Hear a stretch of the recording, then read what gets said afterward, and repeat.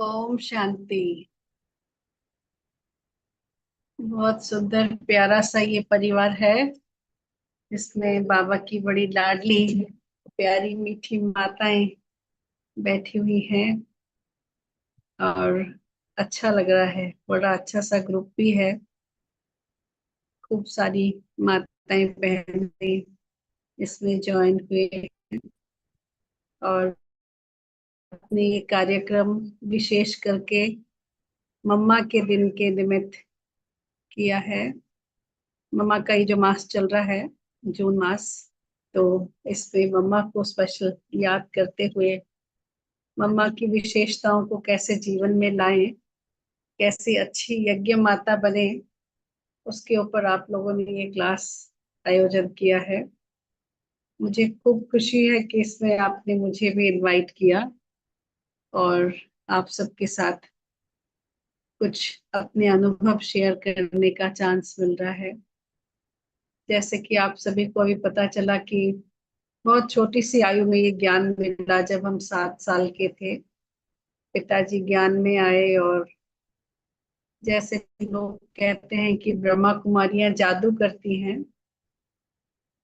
तो मेरे अनुभव से पहले आप पहले बताएं सब लोग, क्या सचमुच ब्रह्मा कुमारियां जादू करती हैं?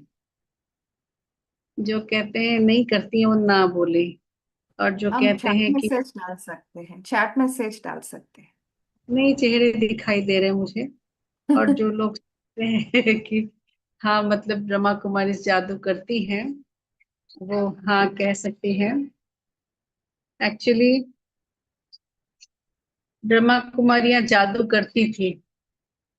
अभी वो जादू का प्रभाव थोड़ा कम हो गया है, लेकिन है तो जादूगर जादूगरनी बाबा के बच्चे जो हैं, जादूगर जादूगरनियां हैं। क्योंकि हमारे यहाँ ऐसा ही अनुभव रहा कि जैसे ही पिताजी को भी ज्ञान मिला तो जैसे कि जादू हो गया, उनका जीवन परिवर्तन हो गया। उन्होंने आके हम लोगों को बताया, परिवार को ज्ञान देने की बात कही, ज्ञान की बातें कही। ना शिव बाबा कौन पता, ना ब्रह्मा बाबा कौन पता, ना ब्रह्मा कुमारी कैसे होते हैं पता है। कुछ ज्ञान भी नहीं है, लेकिन हम बाबा के हो गए। सुना, एकदम जादू लग गया और जीवन परिवर्तन हो गया। 2 घंटे के अंदर सब कुछ बदल गया। तो ये जादू ही था और क्या था।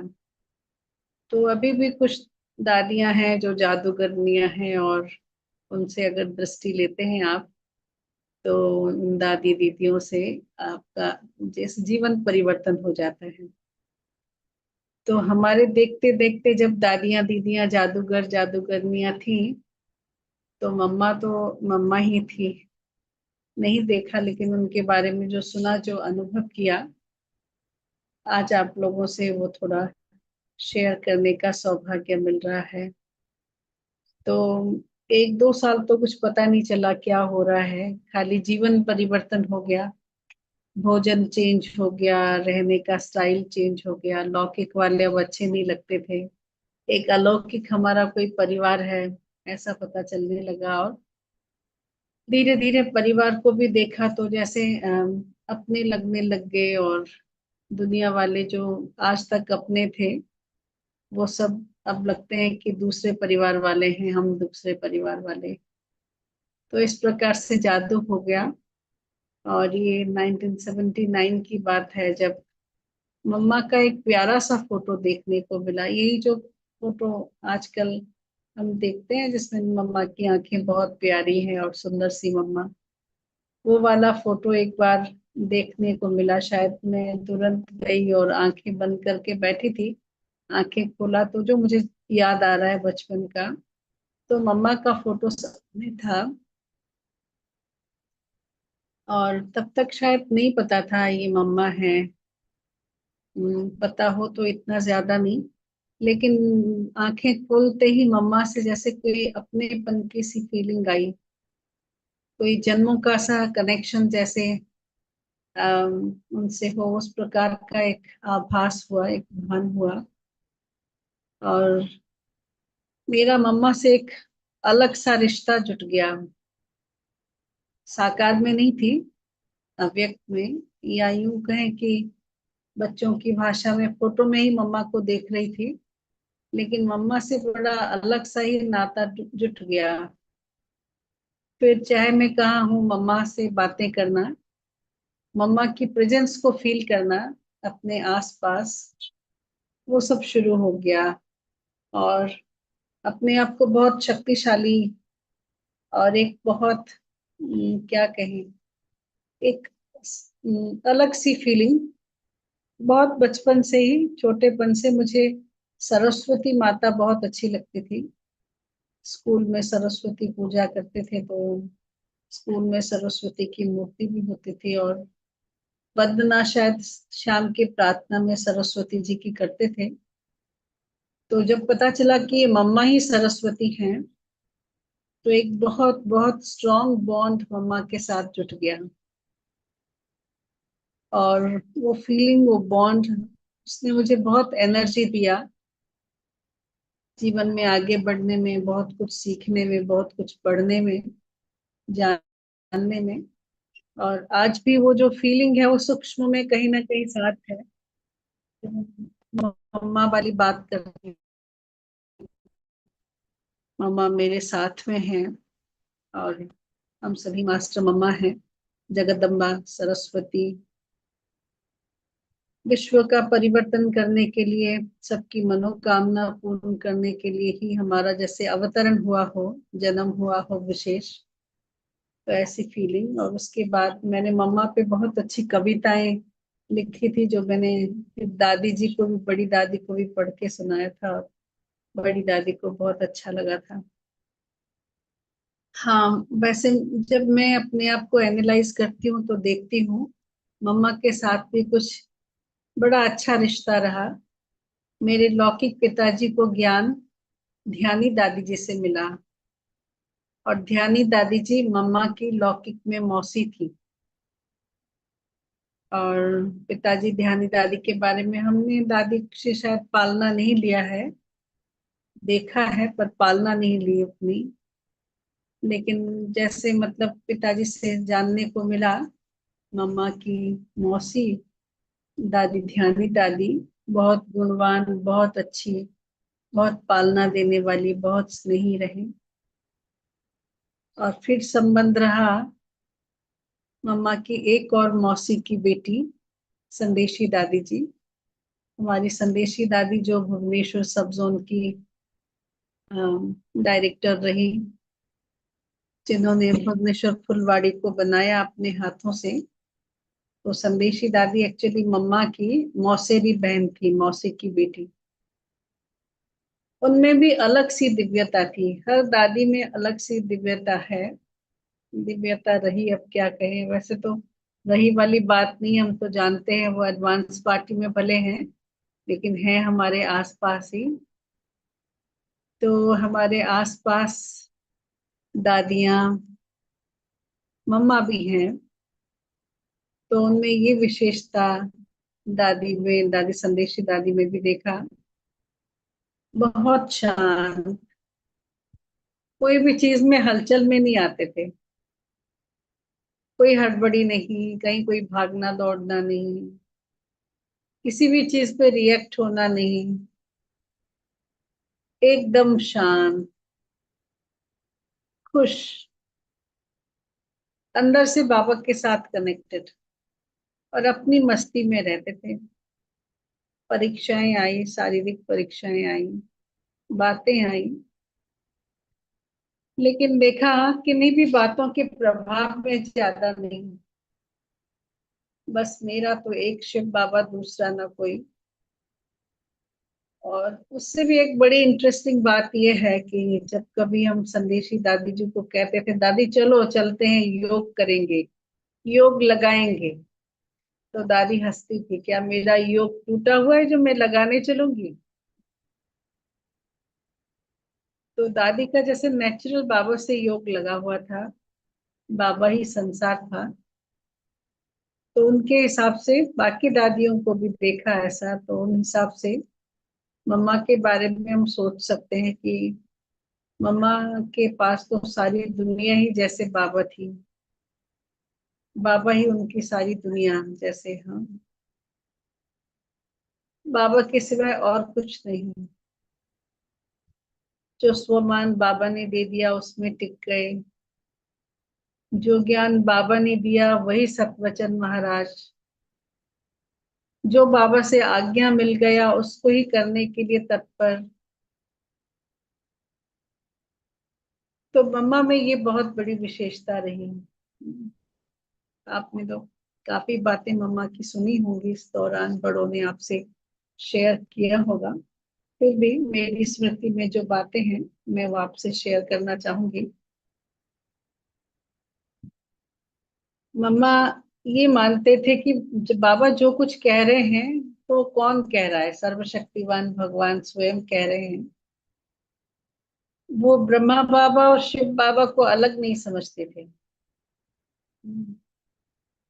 आपने वो शायरी तो सुनी होगी ना, आदम को खुदा मत कहो, आदम खुदा नहीं है, लेकिन खुदा की नूर से आदम जुदा नहीं है। सुना? तो ब्रह्मा बाबा शिव बाबा, शिव बाबा ब्रह्मा बाबा। तो कभी अगर दादियों से पूछो, विशेष करके संदेशी दादी से, इस बारे में जानने का, उनसे बातचीत करने का बड़ा अच्छा मौका मिला। आप सभी तो जानते ही होंगे कि संदेशी दादी जी का जो बाबा के द्वारा दिया हुआ नाम था, अव्यक्त बाप दादा के नाम द्वारा नाम दिया हुआ था, वो रमणीक मोहिनी था। रमणीक मोहिनी, क्योंकि दादी बहुत रमणीक थी और बाबा को बहलाने का काम दादी का था। दादी आए हुए बच्चों को बाबा से खेल खेल कराने का जो पार्ट था वो दादी का था। दादी अपॉइंटमेंट देते थे कि कौन कौन ब्रह्मा बाबा के साथ कौन सा गेम खेलेगा। बैडमिंटन भी बाबा खेलते थे, क्रिकेट भी खेलते थे, पतंग भी उड़ाया करते थे और चौपाट भी खेलते थे। शायद बहनों में, दादियों में एक ही दादी थे, संदेशी दादी, जो बाबा के साथ चौपाट खेलते थे। तो इसलिए अव्यक्त बाबा ने ऊपर से जो नाम आए, अव्यक्त नाम, दादी का नाम आया था रमणीक मोहिनी। और ब्रह्मा बाबा ने उनका नाम रखा था बिंद्रावाला। बिंद्रावाला, जो भगवान को एंटरटेन करे, भगवान से खेल खेले, तो ऐसा नाम दादी को दिया था। दादी बहुत रमणीक थी, लेकिन उतनी ही गंभीर। जोर से हंसना नहीं। संदेशी दादी की भी मैं बात कर रही हूँ तो, लेकिन मम्मा कहते हैं उनसे कई गुना मम्मा थी, है ना। निश्चय बुद्धि, एक नेचुरल निश्चय बुद्धि होता है ना, एक होता है ज्ञान के आधार से हम निश्चय करते हैं। भाई मन सुन लो, शिव बाबा भगवान है, जो वो कहेंगे वो मानना है। शिव बाबा ब्रह्मा बाबा के तन में आए हुए हैं, इसलिए जो वो कह रहे हैं वो तुम्हें मानना है। ये हम अपने मन को ट्रेनिंग देते हैं और एक्सेप्ट करने की कोशिश करते हैं। लेकिन मम्मा में कहते हैं वो सब नेचुरल था।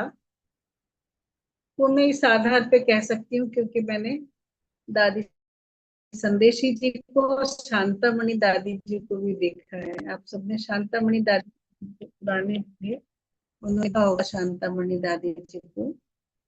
दादी शांतामणि भी उतने ही कूल, हमेशा शांत, शांत चित्त रहते थे। और कभी जीवन भर में उन्होंने क्रोध नहीं किया, ये बाबा ने उनको सर्टिफिकेट दिया है। सुना? तो आप सोचें, जब दादी शांतामणि ने कभी क्रोध नहीं किया है तो मम्मा को कभी आवेश भी क्यों आया होगा? मम्मा को कभी आवेश भी नहीं आया है। किसी ने मम्मा को कभी आवेश में आते भी नहीं देखा है। ये जो चीजें हैं, ये कुछ चीजें हम सोचते हैं हम जीवन में धारण करके, मेहनत करके उस तक पहुंचे। लेकिन मैं समझती हूँ बहुत सारी चीजें जीवन में ब्लेसिंग से जैसे मिल जाते हैं ना, क्योंकि आत्मा तो वही है। तो आत्मा के जैसे वो मूलभूत गुण और संस्कार होते हैं, तो मम्मा में भी ये सब कुछ नेचुरली था। मम्मा को इन सब के लिए मेहनत नहीं करना पड़ा। जो शब्द मुझे एग्जैक्टली ध्यान में आ रहा है वो ये था, जैसे बाबा जो शब्द कहते हैं, नष्टो मोहा स्मृति लब्धा। इस शब्द का हम समझते हैं, नष्टो मोहा माना मोह मिटा देना। देहधारियों के संबंध के साथ हमें जो मोह है, ये मेरे फलाने हैं, ये मेरे ठीकरे हैं, इस प्रकार का जो मोह है, उस मोह को निकालना है, तब जाके हम नष्टो मोहा बनेंगे। और स्मृति लब्धा माना कुछ और बार बार बैठ के याद करेंगे, वो स्मृति लब्धा होगा। एक्चुअली नहीं, नष्टो मोहा माना जो इल्यूजन हमने पाल रखा है उसे निकाल देना। जैसे कि मैं फलानी हूँ, ये मेरा, मैं ये शरीर हूँ, मैं बहन हूँ, भाई हूँ, या मैं क्या हूँ। ये जो स्मृति है, ये मोह है, इसमें ढल जाना ये मोह है। और इल्यूजन मोह है। और जब इस इल्यूजन से हम दूर जाते हैं तो हम नष्टो मोहा हो जाते हैं। और स्मृति लब्धा माने बाबा ने जो जो मुझे स्मृतियां दिलाई है, उस स्मृति में टिक जाना। जैसे कि बाबा ने कहा कि बच्ची तुम शरीर नहीं हो, आत्मा हो। साधारण आत्मा नहीं हो, तुम देवी हो। मैं तुम्हें फिर से देवी देवता बनाने आया हूँ, तुम देवी देवताएं ही इधर उधर कंफ्यूज हो गए हो, अपने आप को भूल गए हो, है ना। तो हमने पुरुषार्थ करना शुरू कर दिया, भाई मैं ये नहीं हूँ, ये हाथ नहीं हूँ, ये नाक नहीं हूँ, ये कान नहीं हूँ, मैं आत्मा हूँ। और बाबा ने कहा है मैं देवी हूँ।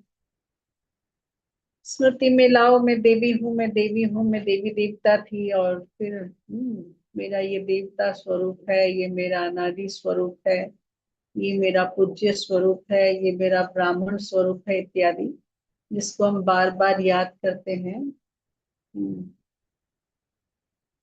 तो वो मम्मा को वो सब याद करके फिर से स्मृति में ही लाना पड़ा। बाबा बोलते गए और मम्मा की स्मृति की फाइल खुलती गई। जिस दिन पता चल गया कि मैं ही आदि देवी सरस्वती हूँ, मम्मा का उसी दिन स्मृति स्वरूप स्मृति लब्धा स्थिति हो गई। उन्हें फिर कभी नहीं भूला कि मैं आदि देवी सरस्वती हूँ, मैं ही लक्ष्मी बनने वाली हूँ। वो स्मृति लब्धा हो गया। चलते फिरते उठते बैठते खाते पीते यही स्मृति था कि मैं लक्ष्मी की आत्मा हूँ, मैं लक्ष्मी बनने वाली हूँ, मैं लक्ष्मी हूँ। सुना। और मम्मा में वो शालीनता और वो जो क्या कहें, वो जो स्मृति लब्धा स्थिति है, मम्मा में वो नेचुरल आने लग गया। हर एक्टिविटी में मम्मा उसी स्मृति लब्धा स्थिति में रह करके ही कर्म करने लग गई। ऑटोमेटिकली कनेक्ट हो जाता था। मम्मा को उसके लिए सोचना नहीं पड़ता था, लेकिन सोच वैसा ही ढल जाता था। दादियां अपना कई बार अनुभव सुनाते हैं, तो कहा कि बाबा के लिए मम्मा का जो प्यार और निश्चय था, कौन कह रहा है, बाबा कह रहे हैं। इसलिए बाबा कौन, सर्वशक्तिवान बाबा। ये चक्कर कभी पता ही नहीं चला कि ब्रह्मा बाबा कौन, शिव बाबा कौन। ब्रह्मा बाबा अलग बोल रहे होंगे या शिव बाबा अलग बोल रहे होंगे। जैसे आजकल हम मुरली पढ़ते हैं तो समझ में हमको आता है ना, ये लोग ब्रह्मा बाबा बोल रहे हैं, अब ये लोग शिव बाबा बोल रहे हैं। लेकिन मम्मा को तो नहीं देखा, बोला ना, दादियों में से हमने संदेशी दादी को प्रैक्टिकल में देखा कि ये सब जो भेद है वो सब चक्कर में ही कुछ यहाँ जाता ही नहीं था, कि ब्रह्मा बाबा कोई अलग, शिव बाबा कोई अलग, शरीरधारी कौन था और निराकार कौन था, और क्या, कुछ नहीं। बाबा बाबा है, बस कंप्लीट हो गया, है ना। तो वही बाबा जो व्यक्त में था वो अव्यक्त हो गया। वही सर्वशक्तिमान परमात्मा ने जैसे आकर के हमारे अंग संग रह करके हमें बनाया हो, ऐसी उनकी एक स्मृति रही। सुना। और जब याद करते हैं तो हम ऐसे ही, दादी थोड़ी बुजुर्ग हो गई थी ना, तो हम लोग थोड़ा हंसी वगैरह भी करते थे दादी के साथ। तो चिढ़ाने के लिए, क्योंकि दादी को बाबा, दादी की दादी जो थी वो बाबा की सखी थी। बाबा का जो संबंध दादी से था, संदेशी दादी जी से, वो सखावत था। तो इसलिए हम दादी को चिढ़ाने के लिए बोलते थे, पूछते थे, दादी अभी आप किसको याद कर रहे हैं, शिव बाबा को कि ब्रह्मा बाबा को? तो दादी कहती, देखो ये सारी जो कंफ्यूजिंग बातें हैं ना, वो आप लोग जानो, हमें ऐसा कोई कंफ्यूजन नहीं है शिव बाबा और ब्रह्मा बाबा में। बाबा है, बस बाबा। सुना? और जब वो, शायद मेरे शब्दों में उतनी ताकत नहीं होगी जो आप उस चीज को महसूस कर सकें, लेकिन दादी के शब्दों में इतनी ताकत थी, जो महसूस होता था कि आदम को खुदा मत समझो, आदम खुदा नहीं है, लेकिन खुदा की नूर से आदम जुदा नहीं है। ब्रह्मा भले साकार में रहा, लेकिन उसी में ही शिव बाबा रहे। उन्होंने वो जो साकार शरीर में शिव बाबा को प्रत्यक्ष देखा। और उन आप हम लोग कभी कभी बात करते करते ऐसे भी बोलते हैं, ऐसा महसूस होता है, अनुभव होता है, अगर मैं अपनी बात कहूँ, तो जब शिव बाबा परम धाम से आते हैं तो सूक्ष्म वतन में ब्रह्मा बाबा सूक्ष्म काया लेकर के खड़े हैं, और उनकी आत्मा ऑलरेडी है। फिर शिव बाबा आके बैठ रहे हैं ना, और वो परम ज्योति की एक ज्योति दिखाई दे रही है। ब्रह्मा की आत्मा और शिव बाबा की आत्मा दोनों है, इसलिए हम उनको बाप दादा कहते हैं। लेकिन दादियों में वो चीज नहीं था, बाप दादा कोई अलग अलग है, दो शब्द है, वो नहीं था। उनके लिए एक ही शब्द था, बाप दादा। है ना? एक फिल्म में गीत सुना होगा आपने, दो बदन एक जान है हम। है ना? ऐसा कोई गीत है ना? यहाँ ऐसा था कि एक बदन दो जान है हम। है ना? शरीर एक, लेकिन दोनों जान, दोनों आत्मा यहाँ है, परमात्मा और ब्रह्मा बाबा की आत्मा। और धीरे धीरे जैसे वो भेद मिट जाता है, वो अंतर मिट जाता है। तूने अंतर मिटा दिया गीत है ना अपने में। तो जैसे वो अंतर मिट जाता है, और उनके लिए वो नेचुरल था वो अंतर मिटना, कि बस बाबा है, बाप दादा है। बाप दादा एक शब्द है, दो शब्द नहीं। हम्म। तो मम्मा ने भी जैसे भगवान को साकार में देख लिया था, कि ब्रह्मा बाबा में कोई और आत्मा नहीं है, शिव बाबा सर्वशक्तिवान भगवान ही बोल रहे हैं। तो इसलिए जो बाबा बोले वो सतवचन महाराज, ऐसा ही करना है। हाँ, तो दादियां अपना अनुभव सुनाते थे। एक बार बाबा ने बुलाया दीदी को, बड़ी दीदी को, और कहा कि दीदी इस कमरे में तीन खटिया डलवा दो। ठीक है। दीदी गई, कमरा देखी, फिर दोबारा देखी, तिबारा देखी, तो कहा बाबा ने शायद गलती से बोला होगा, इस कमरे में तीन खटिया डालो, इस कमरे में तो तीन खटिया डल ही नहीं सकती। फिर बाबा ने मम्मा को बोला, मम्मा जाओ कमरे में तीन खटिया डलवा दो। लॉजिक बुद्धि तो यही कहेगा तीन खटिया कहाँ से आएंगे। मम्मा ने तीन खटिया मंगवा लिया, और ऑल प्रमोटेशन एंड कॉम्बिनेशन से उसको सेट करने लगी। ढलने वाली नहीं थी, कोई भी देखता तो यही कहता कि तीन खटिया नहीं डल सकती थी। लेकिन मम्मा ने प्रयास जारी रखा कि भगवान ने कहा है तो मुझे करना है। ठीक है ना? तो बाबा ने आकर के कहा कि देखो, मम्मा में और आप बच्चियों में यही अंतर है। बाबा ने कहा माना कहा है, उसमें मेरा क्या लॉजिक, क्या करना है। लेकिन हम सोचते हैं कि बाबा ने तो शायद ऐसे ही बोल दिया होगा, है ना? तो वो जो सूक्ष्म डिफरेंस है, वो मम्मा की बात बाबा ने कही। सचमुच मतलब मम्मा ही ऐसी होंगी, वो हमने देखा संदेशी दादी जी में भी और शांतामणि दादी में भी। शांतामणि दादी में भी कब कोई लॉजिक नहीं था, शायद पता नहीं कोई जिन ही अलग होगा इन लोगों का। तो नहीं चलाते थे, जहां नहीं चलाना है वो नहीं चलाना है। उन्होंने अपनी सारी एनर्जी, सारी बुद्धि फोकस करके एक जगह पे लगाया है, कि बाबा मुझे जो बनाना चाहते हैं वो मुझे बनना है, बस। है ना? देखो, मुझे भी कभी कभी उनकी भावनाओं को अपने अंदर ले जाने में एक शायरी मदद करती है। वो शेर इस प्रकार है कि मालिक तेरी रजा रहे, है ना, मालिक तेरी रजा रहे, और बस तू ही तू रहे, ना कहीं मैं रहूं, ना मेरी आरज़ू रहे। सुना, बस बाबा ही बाबा है, जो है वो बाबा है। मैं भी कहीं नहीं हूं, मेरी आरज़ू भी कुछ नहीं है, मेरी कोई तुझसे अलग तमन्ना नहीं है। जो तू मुझे बनाना चाहे बस वही मेरी तमन्ना है, उससे अलग मेरी कोई तमन्ना नहीं है। सुना, तो मम्मा के जैसे ये नेचुरल स्थिति थी कि बस बनाने वाला बाबा मुझे बना रहा है, जो कुछ करना है बाबा कर रहे हैं, है ना।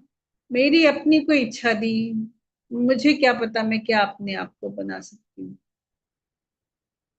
जैसे वो हम लोग यूथ के लिए मैसेज देते हैं ना, एक पत्थर है जिस पत्थर में एक मूर्तिकार अपने आप को, पत्थर को एक मूर्ति बना रहा है। देख पा रहे हैं उस एम्बलम को, मतलब एक पत्थर है, उस पत्थर में क्या कार्व किया गया है, एक मूर्तिकार को जिसके पास छेनी हथौड़ा है। उसमें मैसेज क्या है, यू आर द स्टोन, आप ही पत्थर हैं, यू आर द चिजल्स, आप स्वयं ही छेनी हथौड़ा भी हैं, और आप ही मूर्तिकार हैं। सुना, ये तीनों ही आप हैं। अब सोचो, मैं बहुत बार सोचती, ये मैसेज केवल दुनिया वालों के लिए, हमारे लिए नहीं है ना। हमारे लिए फिर क्या मैसेज है, उनका मैसेज समझ में आया।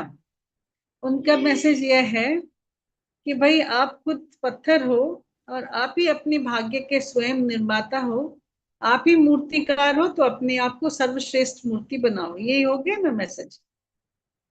लेकिन हमारे लिए ऐसा नहीं है। मेरे लिए क्या है, पर्सनली मेरे लिए, आप लोग भी खुद अपने लिए सोच सकते हैं।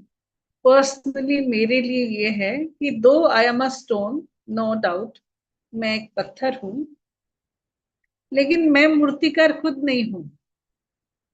मेरा मूर्तिकार कौन है, शिव बाबा है।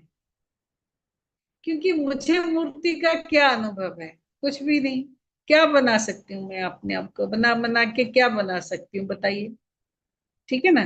तो मैं मूर्तिकार अपने आप को क्या मूर्ति बना सकती थी, मुझे चिजल्स का क्या अनुभव है, नहीं। लेकिन actually in my case personally, मेरी मेरे साथ ये है कि चाहे मैं पत्थर हूं, लेकिन मेरे मूर्तिकार स्वयं परमपिता परमात्मा शिव बाबा है, सर्वशक्तिवान भगवान है। वो मुझे मूर्ति बना रहे हैं, ठीक है ना। और इस मूर्ति बनाने में चिजल्स कहाँ काम कर रही है, मेरे जीवन में आ रही प्रत्येक परिस्थिति चिजल्स हैं। God is working on me, बाबा मुझे बना रहा है, वो मुझ पे काम कर रहा है। मुझ पत्थर को मूर्ति बनाने में लगे हुए हैं बाबा।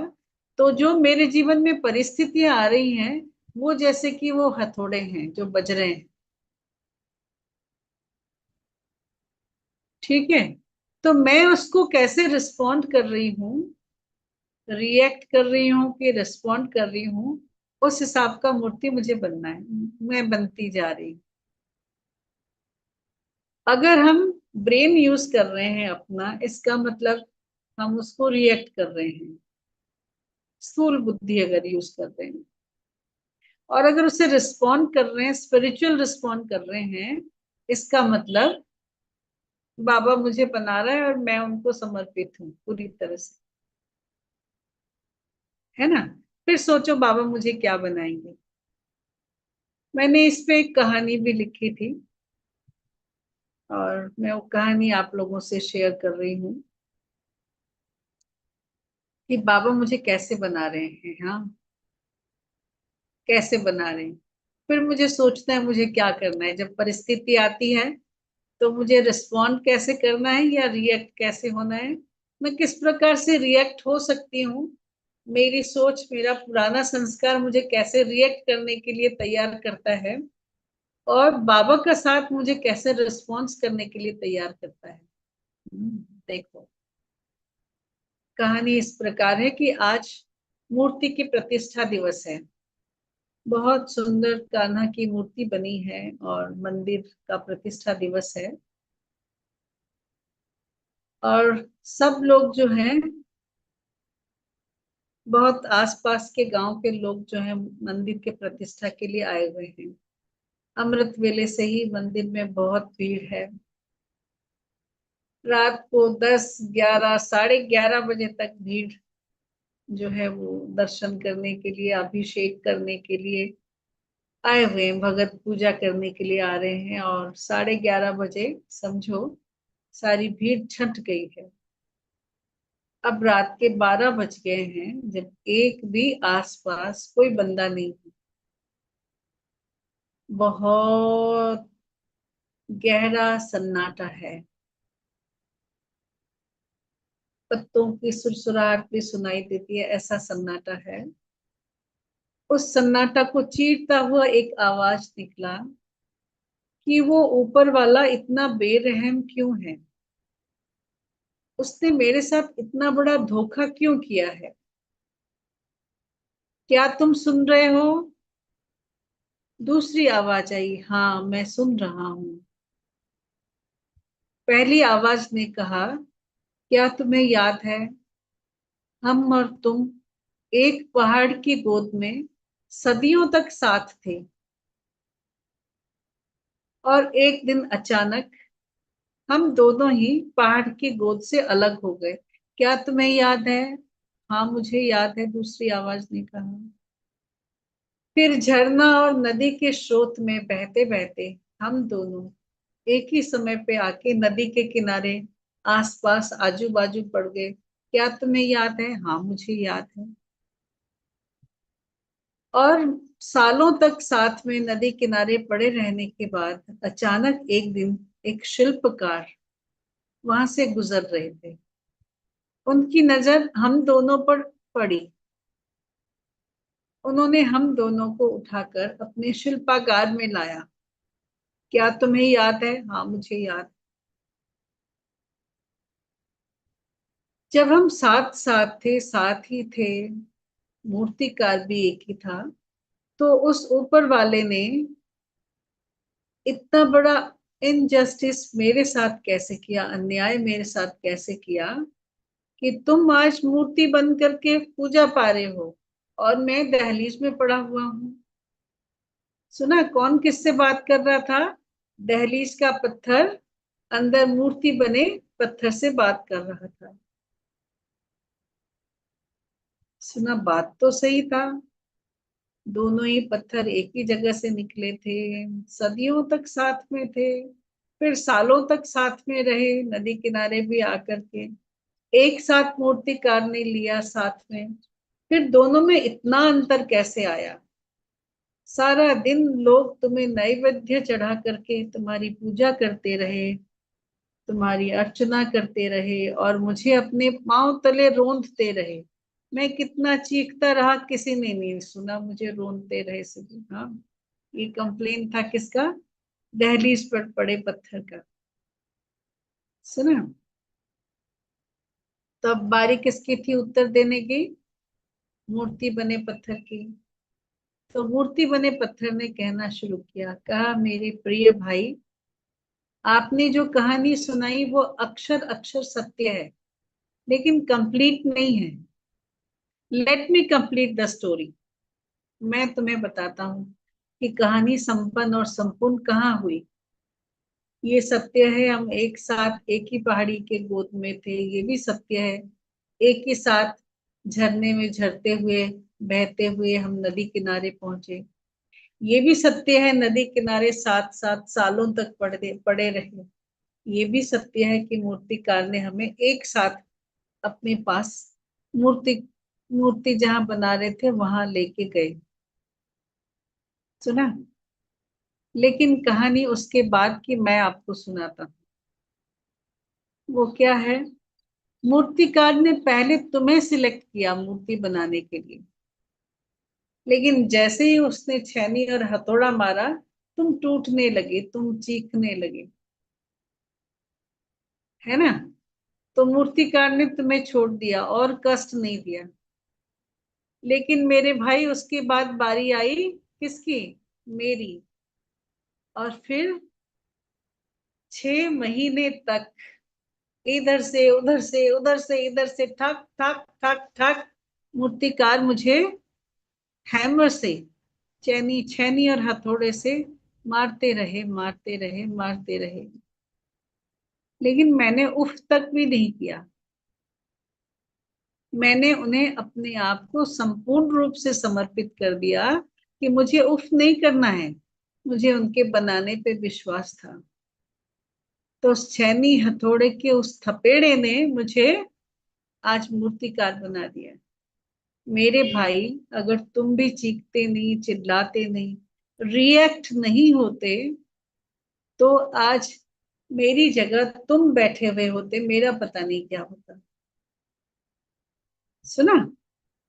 तो ये थी कहानी। भले मैं पत्थर हूं, लेकिन मुझे मूर्ति बनाने वाला कौन है? मेरा बाबा है।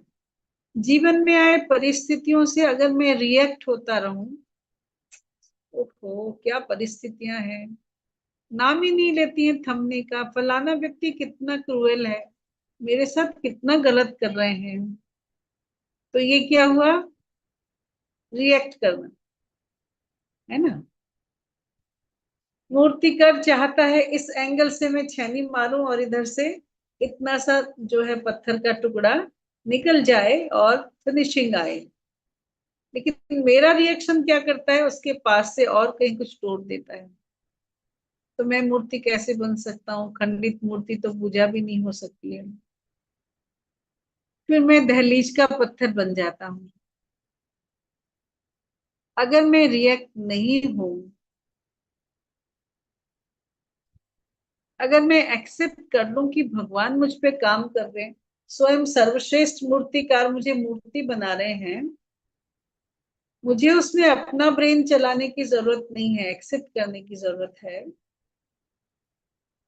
तो फिर वो मम्मा जैसा बना देता है ना, श्री लक्ष्मी।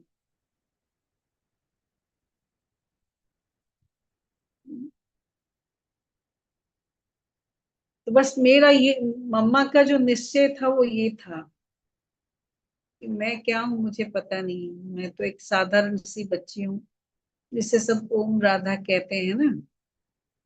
लेकिन बाबा ने कहा कि तुम्हें साधारण सोचने का अधिकार नहीं है, तुम्हें सोचना ही है, इसी स्मृति में रहना है कि मैं मम्मा हूँ, मातेश्वरी हूँ, जगदम्बा हूँ, यज्ञवत्सों की मैं माँ हूँ।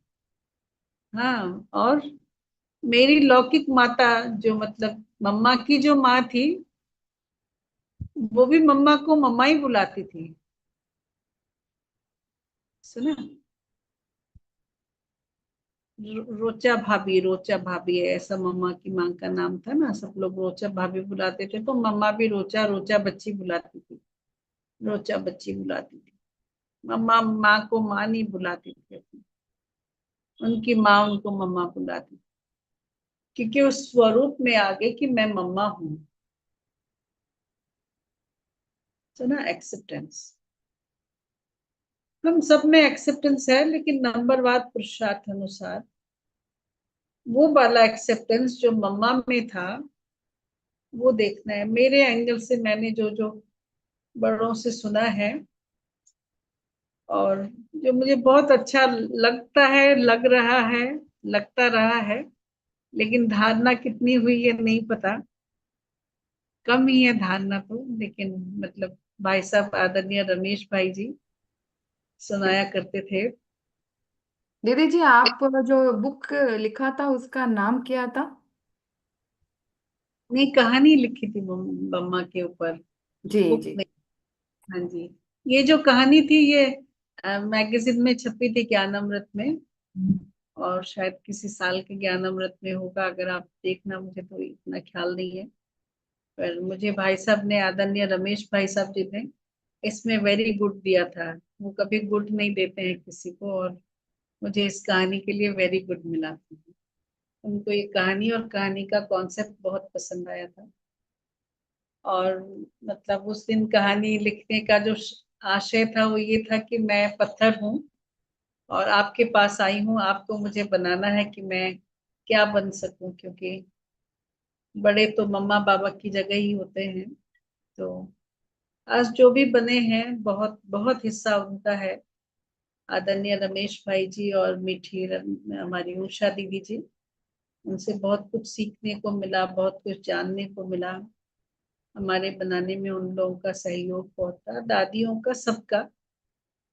लेकिन विशेष वो कहानी हमने इसी आशय से लिखा था कि भले हम पत्थर है, लेकिन अगर हम समर्पित हैं बनाने वाले मूर्तिकार के ऊपर, तो मूर्तिकार हमें श्रेष्ठ मूर्ति बनाता है। इस कहानी का एक और कॉन्सेप्ट भी था, वो ये था कि कई बार हम सोचते हैं कि मुझे मेरे कर्मों का फल मिल रहा है ना, क्या करूं, शायद पिछले जन्म में ऐसा कर्म किया होगा ना, इसलिए अभी ऐसा मिल रहा है। मेरे साथ ये हुआ इसलिए शायद कि मैंने भी किसी को दुख दिया हुआ होगा, तभी मेरे को भी दुख मिला। मैंने किसी को कष्ट दिया था पिछले जन्म में, तो इस जन्म में मुझे कष्ट मिल गया। एक्चुअली ऐसा नहीं है। जीवन में हर एक बात मेरे कर्मों का फल नहीं है, और मैं ऐसा बिल्कुल नहीं मानती हूँ। बहुत स्ट्रांगली ये मानती हूँ कि मेरा कोई कर्मों का पिछला अगला खराब कोई है ही नहीं। हिसाब किताब, सब हिसाब किताब चुप करके नहला धुला के बाबा ने मुझे अपना बनाया है। लेकिन अभी जो बातें मेरे लाइफ में आ रही हैं वो वही चीजें से हैं, सुना। यही बातें मुझे परफेक्ट बनाने वाली हैं। ये बातें, ये परिस्थितियां वेट कर रही हैं कि मेरा रिस्पॉन्स क्या है। मेरा रिस्पॉन्स मेरा जो कहते हैं ना, आपका एटीट्यूड जो है वो आपका एल्टीट्यूड निर्धारित करता है। आप कैसा सोचते हैं, किस प्रकार से रिएक्शन है आपका, एटीट्यूडनल रिएक्शन क्या है, वो आपके जीवन की ऊंचाइयों को बनाता है।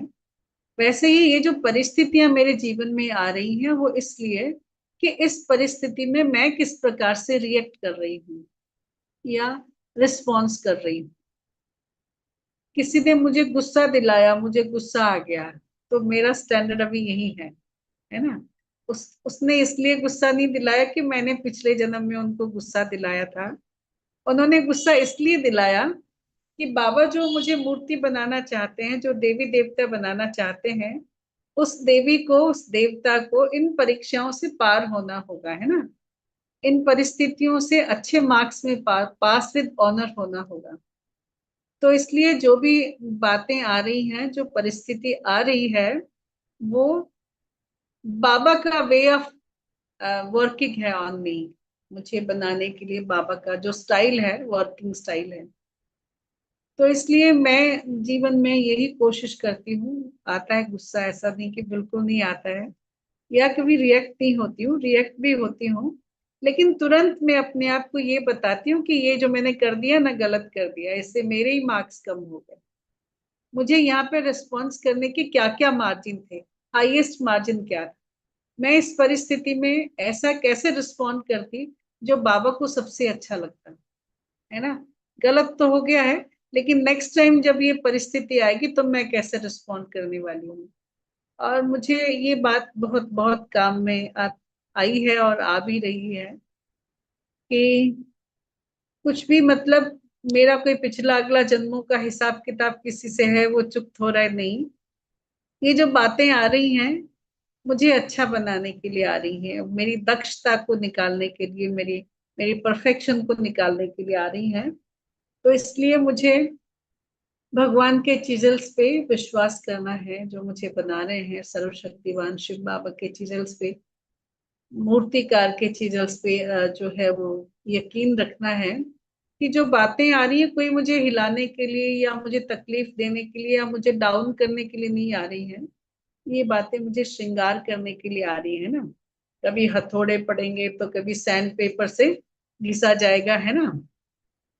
कभी कुछ और बारीकी से तो कभी कुछ और रूप, क्या कहें, मोटे रूप से भी हैमरिंग हो सकती है। लेकिन ये जो भी बातें आ रही है वो मुझे बनाने के लिए आ रही है। जब से मैं बाबा की बन गई, बाबा मेरा, मैं बाबा की, तो शायद मेरा स्ट्रॉन्ग बिलीव, मैं अपने आप को ये ट्रेनिंग जो देती हूँ ये है कि मेरे सारे स्ट्रिंग्स कट गए। दुनिया की किसी आत्मा से मेरा कोई हिसाब किताब रहा ही नहीं है। शायद पता नहीं, हमारी जो ट्रेनिंग दीदियों ने अलग अलग समय पे ट्रेनिंग में बातें कही है, वो ट्रेनिंग की कुछ बातें अंदर चली गई हैं। आपको जैसे बताया, 7 साल की उम्र थी जब ज्ञान में आए, और उसके बाद दुनिया से कोई कनेक्शन नहीं। पढ़ते थे, स्कूल भी गए, कॉलेज भी गए। हमारा प्रभाव उन पे पड़ा, अपने फ्रेंड्स पे पड़ा होगा, लेकिन उनका प्रभाव हम पे पड़े ऐसा नहीं, नहीं हुआ कभी। और उन सबको भी पता था कि ये भाई साध्वी बनने वाली है, ब्रह्मा कुमारी बनने वाली है, तो ऐसा कोई प्रभाव डालने नहीं डालने वाली भी कोई बात नहीं रही। और वो जो क्या कहें, सुंदर सा, प्यारा सा, नाजुक सा, और एक क्या कहें, एक भोला सा जो मन था, उसमें ज्ञान की बातें जो छप जाती थी वो बिल्कुल अंदर चली जाती थी। हाँ, जो डाउटलेस फेथ कहते हैं ना, डाउटलेस फेथ, वो वाली चीजें थी। तो मुझे याद है चंडीगढ़ में मेरे 10th या 11th के बाद, मैं हर साल लगभग 4 साल तक, 10th 11th और उसके बाद भी first year second year BCom मेरा जो था, उसमें भी मैं चंडीगढ़ जाती रही हूँ। और वहाँ की ट्रेनिंग जो थी दीदियों की, आदरणीय आंचल दीदी जी, आदरणीय अमित चंद भाई जी, और जो भी उत्तरा दीदी, दीदियां जो भी उस समय थी, प्रेम दीदी, सभी दीदियों ने बहुत अच्छी तरह से, मतलब उस समय ट्रेनिंग में हम बच्चों को बातें दी।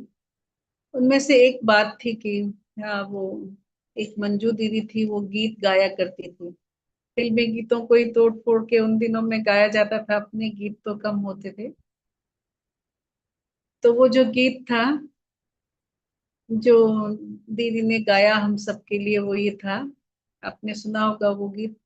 तू अब से पहले सितारों में बस रही थी कहीं, तुझे जमी पे बुलाया गया है मेरे लिए। सुना होगा ना ये गीत? हाँ। तो आगे पीछे का गीत पता नहीं, मैंने बाद में जब सुना तो मुझे कुछ इतना ज्यादा इंटरेस्टिंग नहीं लगा, लेकिन ये वाली लाइन जो है ना, वो यहाँ छप गई है। तू अब से पहले सितारों में बस रही थी कहीं, तुझे जमी पे बुलाया गया है मेरे लिए। बाबा कह रहे हैं, जैसे बच्चे, तुम इस दुनिया के हो ही नहीं, तुम कहाँ के हो, तुम सितारों की दुनिया के हो, फरिश्तों की दुनिया के फरिश्ते हो। क्योंकि विश्व को परिवर्तन करने का इतना बड़ा कार्य मैं अकेला नहीं कर सकता हूँ, इसलिए तुम्हें ही जमी पे बुलाया गया है उस कार्य को संपन्न करने के लिए, है ना? तो ये बात जैसे बहुत अच्छी तरह से दिलो दिमाग में छप गई। और किसी भी परिस्थिति में मैं कभी ये नहीं एक्सेप्ट करती हूँ कि किसी आत्मा से मेरा कोई पिछला अगला जन्म का हिसाब किताब था, इसलिए कोई बातें आ रही हैं या क्या है, कभी नहीं सोचती हूँ। मैं सोचती हूँ ये एक स्टेप और आगे जाने का तरीका है, इसमें से मुझे कुछ सीखना है। बाबा मुझे इस रीति से और कुछ बनाना चाह रहे हैं, तो उस हिसाब से लेती हूँ उस बात को। तो जो बात मम्मा से सीखने वाली है इसमें, वो ये है कि मम्मा ने उसके बाद किसी और आत्मा से कोई हिसाब किताब उसकी और ध्यान ही नहीं दिया। हर आत्मा को मम्मा ने अपनी संतान समझ लिया। मैं माँ हूँ, जगत माता अम्बा, जगत अम्बा। जो भी आत्मा मेरे सामने आए, चाहे वो कोई भी यज्ञवत्स है, वो तो बहुत अच्छी बात है।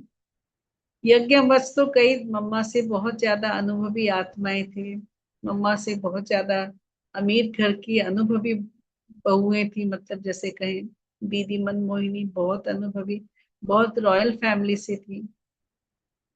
दीदी ब्रजेंद्र, दादी ब्रजेंद्र, मम्मा की बाबा की बहू, वो तो इतने बड़े रॉयल फैमिली से और इतनी अनुभवी आत्मा थी। बहुत सारे यज्ञ में ऐसे अनुभवी, पुष्प शांता दादी हुए, बहुत सारे, नैमत शांता दादी, सब बड़े अनुभवी थे मम्मा से। उनसे भी ज्यादा ऑलराउंडर दादी भी ले लो, और हाँ, वो क्वीन मदर, बहुत अनुभवी थे मम्मा से। लेकिन मम्मा ने सभी को अपनी बच्ची के रूप में देखा, तो सबने मम्मा को मम्मा कहा, दिल से मम्मा को मम्मा कहा। सुना? फिर कभी मम्मा के संकल्प में भी कभी नहीं आया कि इस आत्मा का कोई कनेक्शन था, हिसाब किताब चुप हो रहा है, नहीं। मैं मम्मा हूँ। मम्मा बनने की यही ट्रेनिंग का समय, ट्रेनिंग ही नहीं, मुझे उस स्वरूप को इमर्ज करना है, उस स्वरूप को लेकर के आना है, बस। मम्मा को फिर दुनिया की कोई बातों में दिलचस्पी नहीं रही। आदरणीय रमेश भाई जी जो बात कहते हैं वो, कि बॉम्बे में एक बार ड्राइव कर रहे थे और होर्डिंग्स लगे हुए थे ना, जो बड़े बड़े होर्डिंग लगे हुए होते हैं, तो उन दिनों भी लगे हुए होंगे शायद। एक होर्डिंग बहुत ज्यादा जगह पे लगा हुआ था, जैसे ही आप सिर उठाओ तो वही वही होर्डिंग होगी।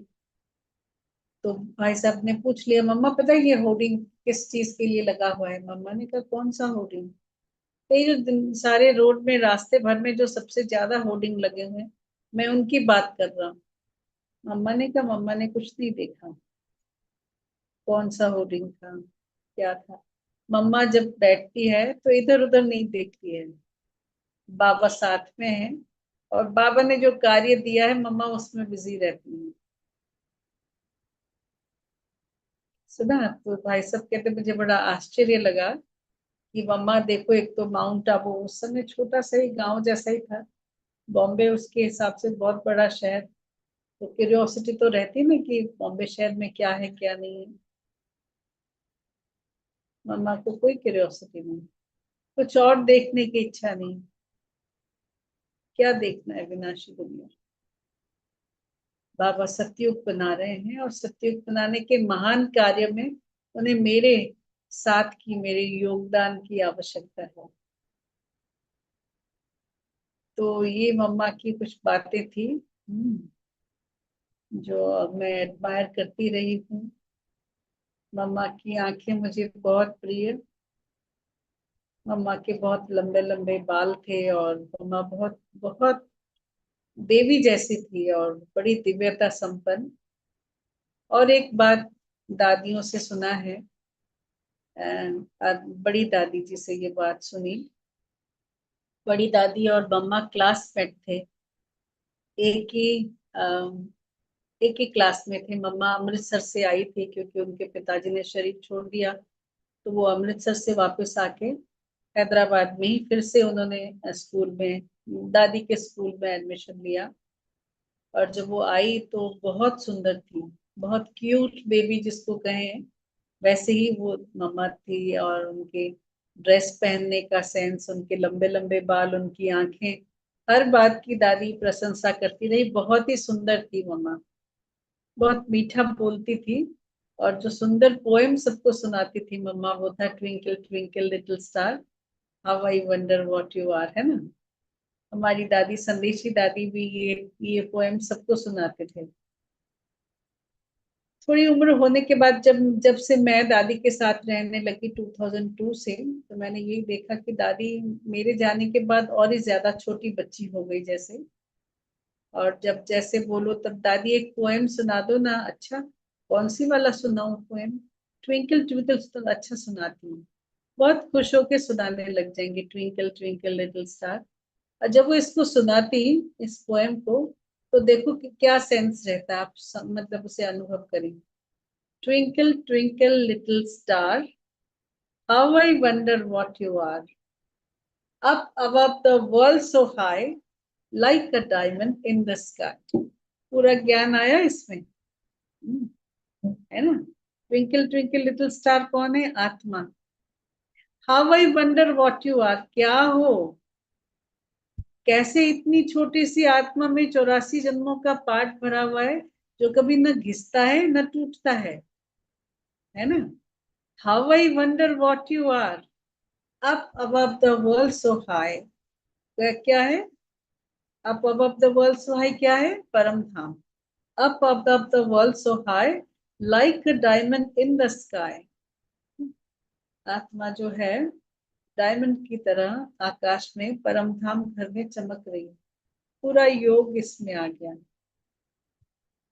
मम्मा उस समय ज्ञान नहीं जानती थी, लेकिन उस समय यही ब्यूटीफुल पोएम सबको सुनाती थी। खुले बालों में, और मम्मा का ड्रेस क्या था। दादी को सब बातें याद हैं, और याद थी उस समय, और दादी सुनाती थी कि मम्मा ने ये वाली जो पोएम है बहुत अच्छी तरह से क्लास में सुनाया, और सब लोग बहुत खुश हुए। पतली सी, सुंदर सी, अच्छी चुलबुल क्लास में जो है वो हर बात में आगे आने वाली, डांस करने वाली, कविता सुनाने वाली, गीत गाने वाली। और वो जो मम्मा थी, जिस दिन से बाबा ने मम्मा को कहा कि आप मम्मा हो, जगत अम्बा हो, उस दिन से मम्मा की होल पर्सनालिटी चेंज होने लग गई। वो जो बच्ची थी वो अब माँ हो गई। 17-18 साल में जगत माता। मम्मा में बहुत स्थिरता आ गई। मम्मा का शरीर भी फिर माँ जैसा हो गया है ना। आप सबने देखा होगा, मम्मा थोड़ी अच्छी, मतलब मम्मा का शरीर जो है दिल डॉल अच्छा सा था। तो क्योंकि वो माँ की पर्सनालिटी, जगत अम्बा हूँ ये समझ लिया, ये सोच लिया, तो पर्सनालिटी में भी वो मातृत्व आ गया। तो ऐसी प्यारी मम्मा, और जगदम्बा, माँ लक्ष्मी, माँ दुर्गा मेरे पास, जहाँ मैं बैठती हूँ भुवनेश्वर में, मतलब जिस जगह पे मैं ज्यादा सीट पे ज्यादा बैठती हूँ, वहां पे मैंने मम्मा का एक बड़ा अच्छा फोटो बना के रखा हुआ है। मम्मा, और जो चारों तरफ बाकी सभी देवियां हैं, माँ सरस्वती, माँ दुर्गा, माँ गायत्री, माँ अम्बा, और दुर्गति नाशिनी माँ दुर्गा, वो सब मम्मा के अलग स्वरूप बना करके फोटो है। मुझे बहुत अच्छा लगता है वो फोटो। अमृत वेले उस फोटो को देखने से जैसे मुझे पेट भरने लगता है, और बड़ा अच्छा लगता है कि मम्मा चाहती है कि मेरी हर बच्ची जो है वो मुझ समान बने, ऐसा शक्तिशाली हमारा स्वरूप बने। ये मम्मा हम सब बच्चों से चाहते हैं। मैं समझती हूँ 12 बज गया है, ट्रैफिक शुरू हो गया है।